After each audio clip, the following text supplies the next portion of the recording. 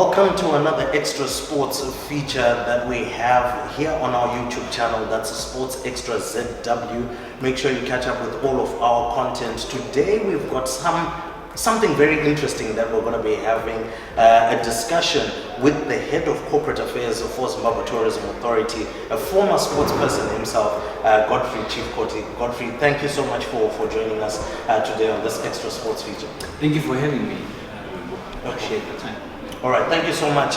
We're going to be talking about the Victoria Falls sports experience, and it's going to be an absolute humdinger of an event that is being put together with various stakeholders. We know that the Zimbabwe Tourism Authority is in there, Ministry of Tourism, Sports and Recreation Commission. All of them are coming together, as well as other corporate partners as well, to make this happen. Now, maybe just give us a little bit of insight as to what gave birth to the Victoria Falls sporting experience, and ultimately now here we are, and it's going to be happening from the 24th to the 26th of September. Thank you very much, Nimbo. I think first of all, you definitely would expect sports to start talking to tourism when you have a man who has been on both ends. They go hand in hand, but it's something that was already there. Sports tourism is a phenomenon that has been doing quite well across the world prior to the COVID pandemic, and even afterwards. It's still really contributing significantly. You would agree with me. The recent Euros, they opened up a lot of business, but on its own, the sector, the sports tourism sector, contributes plus or minus 7.8 billion into the world GDP. That's something that's really big, and we felt as Zimbabwe that we had an opportunity also to be part of that particular economy. Speaking of economies, we have our own goal as the Ministry of Environment, Climate, Tourism and Hospitality Industry, that of attaining a $5 billion tourism economy within the next few years. 2025 was the set year for that, so 20-25 years to achieve that. Of course, we've had a very shambolic start in terms of the COVID eating us, and sporting activities have dropped. But we had already set the ball rolling from the sports side. We had a very great relationship with Zimbabwe Cricket, and we set up an MOU. We were working together to promote Destination Zimbabwe through sport, and to promote sport through tourism. So there has to be a win-win somewhere. So this is sort of bring this sports experience into life. So I was just giving the background to it on how the thought came about, and the idea is to create as many events as possible around the sports sector, around the tourism sector, and also use that to highlight the goodness that we have as far as our destination is concerned. So we decided to start with the tourism capital, together with Sports Inc. Incorporated. They are the actual owners of the event, so ZTA is the partner there, coming through obviously to promote and market the destination. So Sports Incorporated, they've run a couple of marathons before, they've done a couple of sports events before, and yeah, we decided to come together to support them. So we're more of a facilitator. We took them straight to SRC, we took them to the Ministry of Sport, and subsequently it has gone to the highest office in the country, just to say, look, this is one of the events that we see as a potential event to bring together people in Victoria Falls, obviously observing these protocols and guidelines that have been set for us by the Ministry of Health and Childcare to try to prevent COVID-19. All right, and I think having given such in fact painted a broad strokes on this huge picture, you would actually feel that it's gaining momentum, considering the fact that we do have the triathlon that happens at Troutbeck in Nyanga, and we know that is supposed to be coming within the same time before the end of this year as well.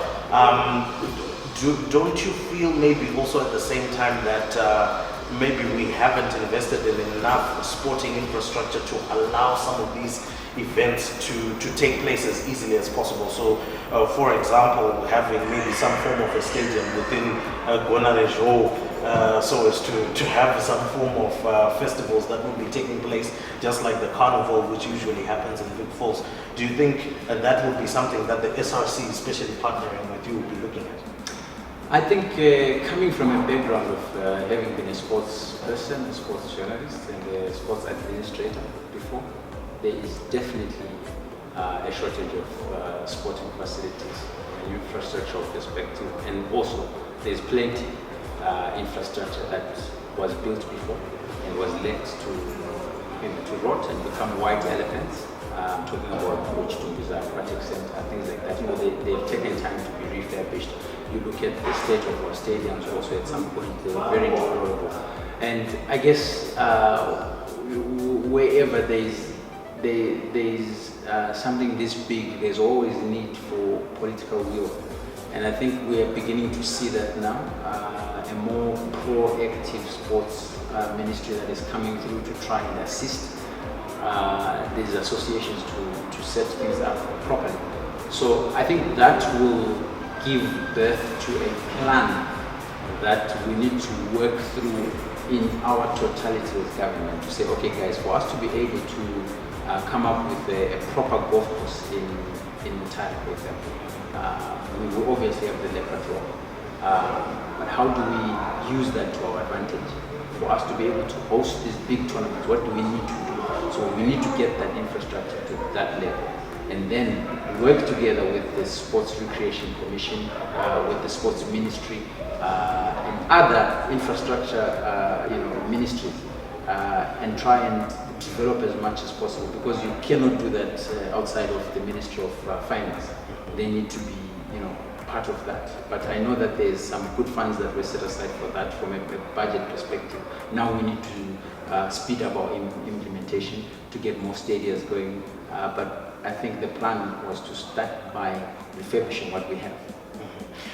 Pretty key there, and let's just quickly come back to what this is all about, the Victoria Falls sporting experience. Interesting sports that I've seen that are going to be there, from golf to biking. Are you much of a biker yourself? Well, not much, but I do enjoy the sport from an amateur perspective. I think I definitely would fancy my chances. I wonder whether you're also going to be there, part of the races. Maybe you might want to race against him and see if you can win. But interesting selection of sport. I'm not so sure maybe was the criteria used to suit the venue, the backdrop of this Victoria Falls experience. I'm sure biking works, golf. We know that the Elephant Resort has got a golf course there as well. We didn't see things like maybe football, rugby, and things like that. So is it on the basis of the backdrop? Well, the basis of choosing the sport really wasn't entirely up to us as XTA. It's Sports Incorporated. They are the ones that came up with the codes, which we're going to put there eventually. But also, I would presume that it was a function of many things. Number one would be the backdrop, like you're saying, of how many football fields are there in Victoria Falls, how many rugby fields are there, how many golf courses are there. So that definitely just morphs into what kind of sports we're going to have there. I know that there's going to be football, definitely. Cycling is there. There's going to be tennis as well. Rugby is one of them. But also, another factor which was quite huge was also sticking to the current conditions of operation. So our new normal as it were. How do we choose the sports that probably have too much contact? We can't do that. So we have to limit them. Also looking at the resources that are there, or the infrastructure that is there. Is this good enough to be able to allow this kind of sports to be held there? And and I think subsequently that was the major force as to what in the end was chosen. I think that's how really they came up with that. And we also just were really directed immensely by the Sports and Recreation Commission Acting Director General Sebastian.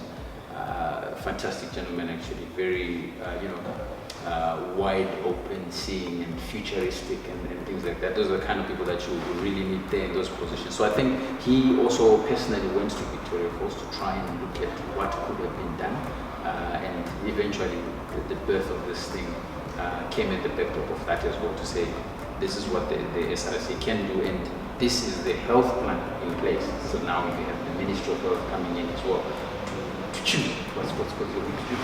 Well, interesting you're talking about that and this partnership that you're coming together with SRC. You spoke about the partnership that you have with Zimbabwe Cricket.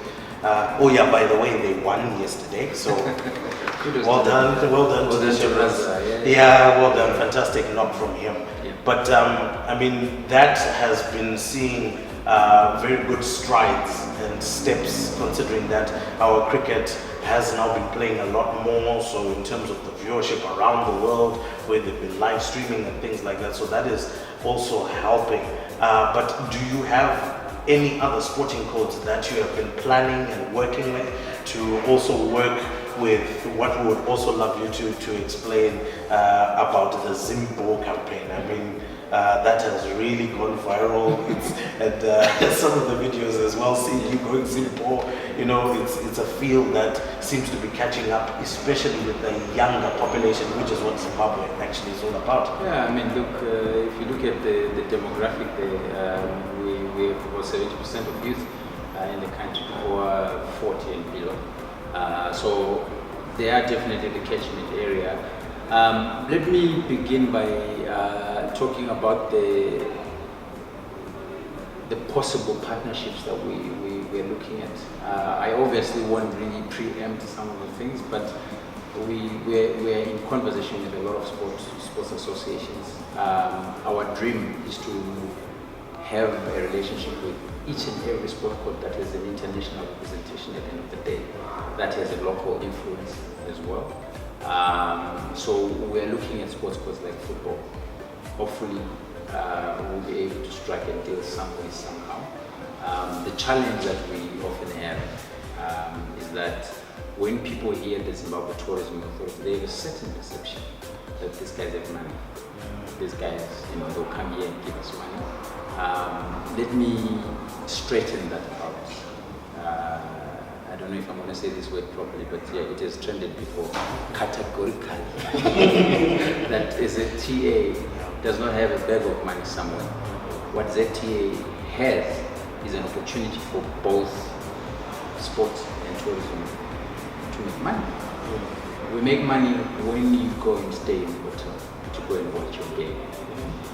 The sport that makes money through you coming to watch, and sponsorship, viewership, things like that. So we have to understand that it's a 50-50 type of opportunity. What we can do at best for the sporting association is also to talk to our players, because they are going to need to be accommodated. We are currently in the season of World Cup qualifiers. Yeah? We were out in Ethiopia. We stayed in a hotel. So Ethiopia gained. So when we host these matches here, the return legs and stuff, you know, Bafana was here. If they had come with their friends, you can imagine how many people would have driven across the border to come and watch that game. The last time they came here, there was a stampede at the National Sports Stadium where people died, unfortunately. But it shows you how much people love their football. So we need to be in a position where we understand both corners very well. And when we come into these arrangements, our deal with Zimbabwe Cricket is worth plus or minus $1 million to $1.2 million per year. But there's no money that was shelled out by both parties. The only thing they did was to put our Visit Zimbabwe logo there, which is very patriotic of them as well. But in the end, anyone who comes in here for cricket, they have to experience Zimbabwe. And what a better way to tell our story through the sportsmen. You understand? So we're definitely in conversation with a lot of people. Some that we have not approached, we're going to be approaching to also say, look, there's an opportunity here for both sport and tourism to work properly. But we have to understand those basic fundamentals that it's not about making money from you. We have to put our act together and make money from the consumer.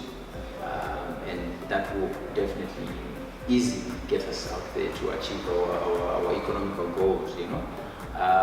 There are countries that depend on sport, we know this.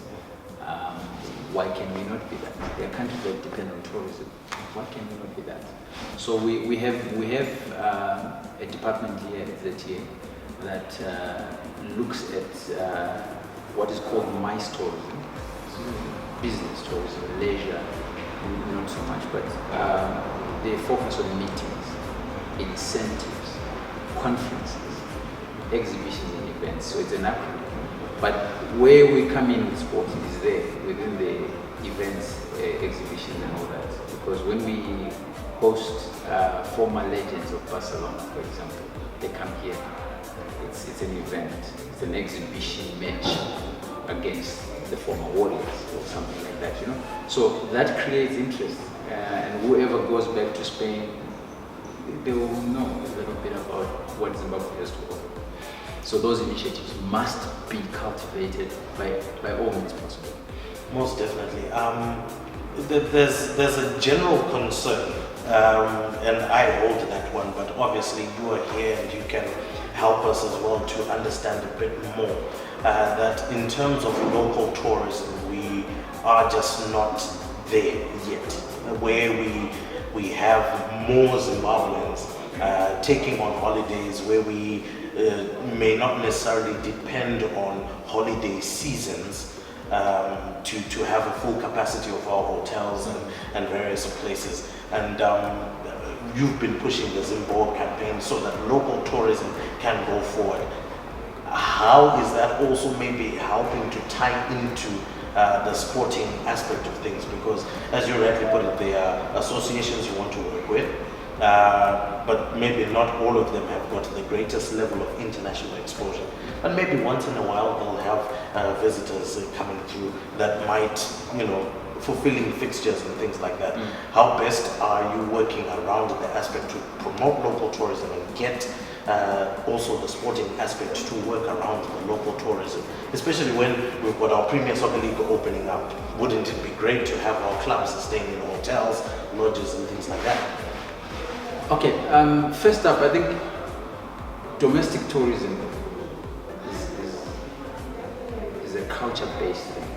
So if you don't have a culture of travel, I don't have a culture of travel, we most certainly will never achieve that. So the first thing that we have to do is to try and inculcate a culture of travel. So people would rather get on a plane and get outside of the country. Go and spend that money elsewhere and then reach someone else and, you know, build an economy elsewhere. Rather than saying, okay guys, instead of spending the $500 out of the country, we can spend it here. We need to go to Manfurado now, we need to go to Victoria Falls, we need to go to Nyanga. I think it's a culture thing. That's what we're trying to do with the Zimbabwe campaign. The idea was for us to identify first with the country. How good is the country? Zimbabwe is good. Zimbabwe is beautiful. Zimbabwe is bold, you know. You can tell him with the hashtag that we're using is Zimiana. It's my Zimbabwe. No one else is going to build it if we don't build it. No one else is going to power the tourism if we don't power it. So that's what Zimbabwe is essentially about. But further to that, I know both me and you know very well that when Dynamos plays against Highlanders, the stadium is definitely going to be packed. I'm talking about Godfrey Stadium, Zimbabwe Stadium, capacity there maybe 40,000, 50,000. Lots of people will come, and out of the 50,000 people, you'll find that maybe 40% of those people have traveled from outside of town, and they are certainly staying somewhere, or some will drive tonight and drive back. But if we had a scenario where we had Zimbabwe Tourism Authority and the PSL working together, deliberately creating packages for teams also to benefit, because the other thing that is suffocating sport is funding. But if for example, if a team like Highlanders or Dynamos, they're the biggest teams at the moment, so I'm saying this, using them as example. Caps, are you sure? I know Farai is going to give me a call. But, you know, it's up to them also to come to ZT and say, guys, we want to set up a travel agency for the team. Or we have a travel agent that we're working with. These guys will sell our seasons tickets. Whenever we travel to Kariba to play against ZPC Kariba in Nyamimba Stadium, we will shell out maybe 3 buses that will go there. That's 76 people times 3. That's a lot of people. Capacity of Kariba will be definitely booming there in terms of accommodation, in terms of food. But it's a season package that they have. And these things happen. I'm a Chelsea fan. I get emails, you know. Chelsea is playing, especially when they make it into the UEFA. They're going to be playing in Lisbon. These are the tickets, you know. But you buy these things way in advance. And this is what we now need to start creating. And the income that comes off that ticket that is sold, or that bus ticket, or that air ticket, goes to the club as well. It goes to the airline, but it also goes to the club. So those are the kind of models that we now need to put in place. But maybe it's a matter of attitude as well. So when we approach each other, we always have these different preconceived notions. Like I did say, the biggest one is ZTA, or maybe PSL. There's a lot of people that will help us. No, let's find a starting ground where we're both going to benefit well, and come up with models and put them in place and market them and see if they're not picked up. So I think that's one thing that I want to look at as a country. I think that's something that we definitely need to change the mindset there. Culture. Inculcate that culture. Culture of traveling. I'll be honest enough to say I don't think we had much of the culture of traveling. If you were traveling, you were going to Umusha, and you know that's our culture. You know, that's where you spend the holiday. After you're done, you go back to boarding school, and that is life. But as we're now coming to the end here, let's look at some of the other wonderful things that you're going to be giving through the Victoria Falls sporting experience. I mean, there are packages that can be won for those that are registering early and quickly. I mean, what is that all about? Is it just family packages, individual packages? We have a cross section. We've approached the players in Victoria Falls in the biggest way ever to say, guys, we need to also entice people to remember that Victoria Falls is not just for the international market, because this one is predominantly for locals. You know, internationals, yes, they'll come, but we really wanted buddies, you, me, your wife, my wife, our kids, out in Big Falls just to enjoy. You know, then maybe take part in the biking, take part in the marathon. But the idea there is very recreational, you know, around sport, and also for sport associations to showcase what they have. So if we have a season's calendar there for mountain biking, somebody may take a keen interest and then they sponsor. Some may take a keen interest and they may actually come and be part of it. So we're giving away a lot of things in the hope that it will also help capture the market. It will also help capture, you know, the comments in the industry side also for the benefit of sport. You know, because we are so behind there as far as sponsorship is concerned. We really need to start building and also coming up with our own income generating projects that will see us as sporting code, you know, prevail over these financial challenges, because they are perennial. You know? How many years have we been covering Zifa, stranded, cricket? Well, they've got a bit of money there, you know, but they're players that have not been paid from here, from there. You know, that's not something that we want for our sport. It has to be different. And that will definitely change the way that we view Zimbabwe, as well as sport being done here in Zimbabwe. Well, Godfrey, thank you so much for your time. I know you're a very, very busy man and you're going to be running around to make sure that this event is a success. We as a Sports Extra are going to be pushing through to make sure that we are there at Vic Falls and bring you all of the entertainment. I'm sure families are going to be coming through and having a bucket load of fun. But you can catch up with more of our content on our YouTube channel. That's Sports Extra ZW, or you can go on our Facebook page and Instagram handle. That's at Sports Extra Zim. And remember, the extra is without an E.